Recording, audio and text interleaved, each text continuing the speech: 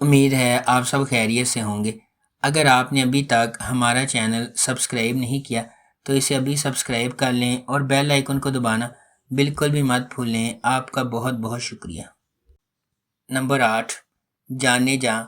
جانے جہاں ڈرامہ شہرام اور ماہ نور کے گرد گھومتا ہے، جو مختلف سماجی طبقات سے تعلق رکھتے ہیں۔ ان کے اختلافات کے باوجود یہ دو روحوں کی کہانی ہے جن کا مقصد ایک ساتھ ہونا ہے۔ شہرام، جس کا کردار حمزہ علی عباسی نے ادا کیا ہے، وہ اپنے گاؤں کے ایک بااثر شخص کا بیٹا ہے۔ معاشرے میں اپنے بااثر مقام کے باوجود وہ ایک فرما بردار، عزت دار اور مہذب انسان ہے۔ شہرام نے بچپن میں اپنی ماں کو کھو دیا اور اس کی پرورش اس کی سوتیلی ماں نے کی، جو خفیہ طور پر اس سے حسد کرتی ہے۔ اس کے علاوہ اس نے چھوٹے سوتیلے بھائیوں کو بھی خراب کیا ہے جو اس کے ساتھ دشمنی کرتے ہیں۔ دوسری طرف ماہ نور ایک متوسط طبقے کی بہادر لڑکی ہے۔ صحیح کام کے لیے کھڑے ہونے پر وہ کسی سے نہیں ڈرتی۔ اس کی خوبصورتی، سادگی اور خالص دل شہرام کو اپنی طرف متوجہ کرتا ہے۔ نمبر 7، عشق مرشد۔ عشق مرشد ڈرامے کی کہانی مختلف پس منظر سے تعلق رکھنے والے دو افراد کے گرد گھومتی ہے جنہیں تقدیر نے اکٹھا کیا، جبکہ انہیں محبت کے نام پر لاتعداد چیلنجز کا سامنا ہے۔ سیاست، دشمنی، چالوں اور ابہام سے بھری ایک داستان، یہ طاقت کی جدوجہد، ذاتی انتقام اور پیچیدہ سازشوں کے ایک پیچیدہ جال میں ڈوب جاتی ہے۔ ڈرامہ جذبات، دماغی سازشوں اور رازوں کے ہمیشہ سے موجود خفیہ واقعات کی ایک دلکش کہانی کا وعدہ کرتا ہے۔ اس ڈرامے کو عبدالخالق خان نے لکھا ہے، فاروق رند نے اسے ڈائریکٹ کیا ہے اور مومل پروڈکشنز نے اس ڈرامے کو پروڈیوس کیا ہے۔ اس ڈرامے کی مرکزی کاسٹ میں بلال عباس خان اور دریافشاہ سلیم شامل ہیں۔ اس ڈرامے کو ہم ٹی وی پر نشر کیا گیا۔ نمبر 6، راہ جنون۔ راہ جنون غیر متزلزل جذبے اور غیر متزلزل عزم کی ایک ولولہ انگیز کہانی ہے، جہاں جوانی کے جوش و جذبے کی کوئی حد نہیں ہے۔ اس کے دل میں شبریز ہے جس کا انتھک جذبہ کہانی کو آگے بڑھاتا ہے۔ وہ ایک ایسا آدمی ہے جو اپنی محبوبہ مہر کو جیتنے کے لیے انتہائی حد تک چلا جاتا ہے۔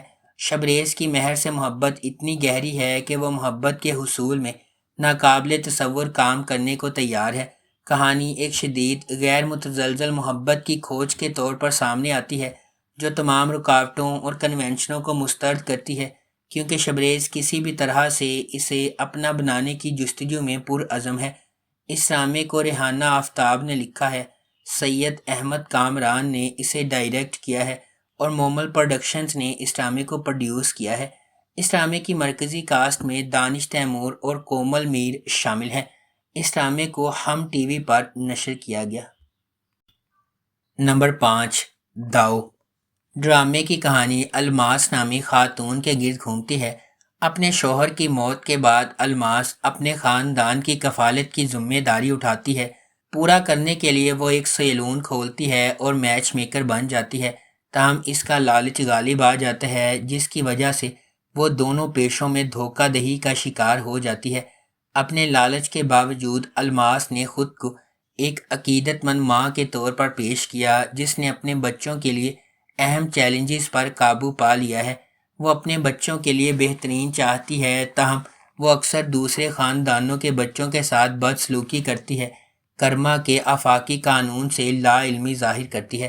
اس ڈرامے کو جیو انٹرٹینمنٹ پر نشر کیا گیا۔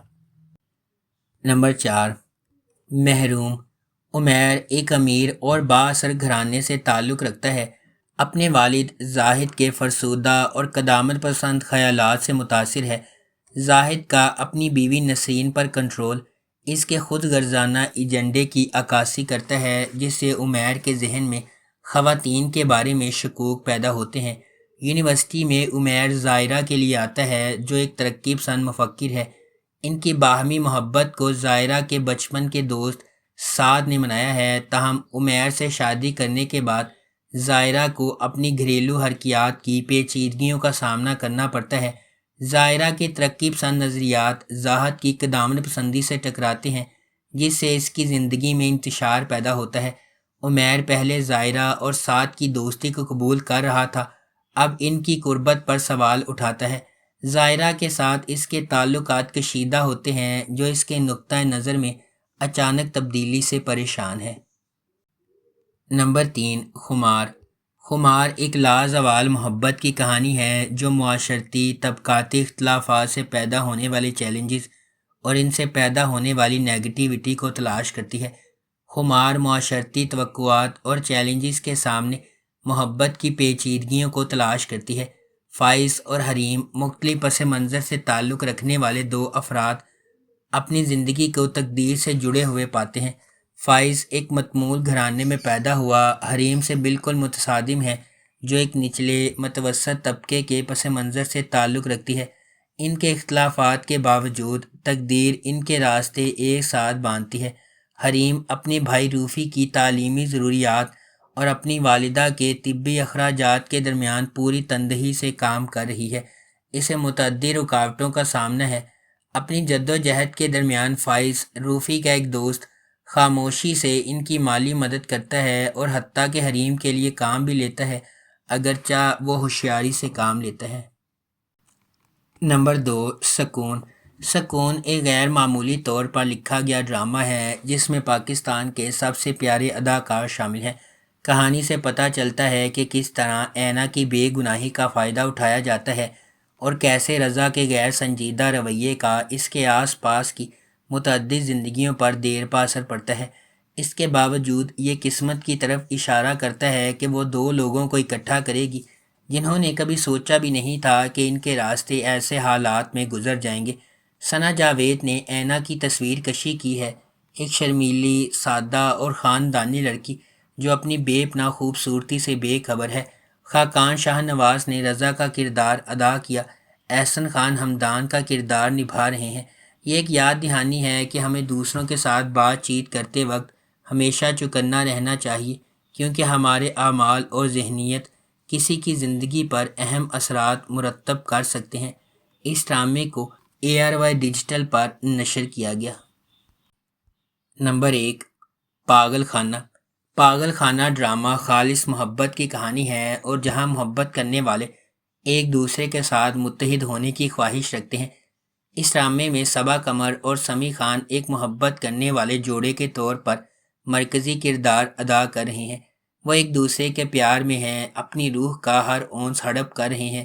ایک دلچسپ محبت کی کہانی ہے جو آپ کو بار بار محبت پر یقین دلاتی ہے۔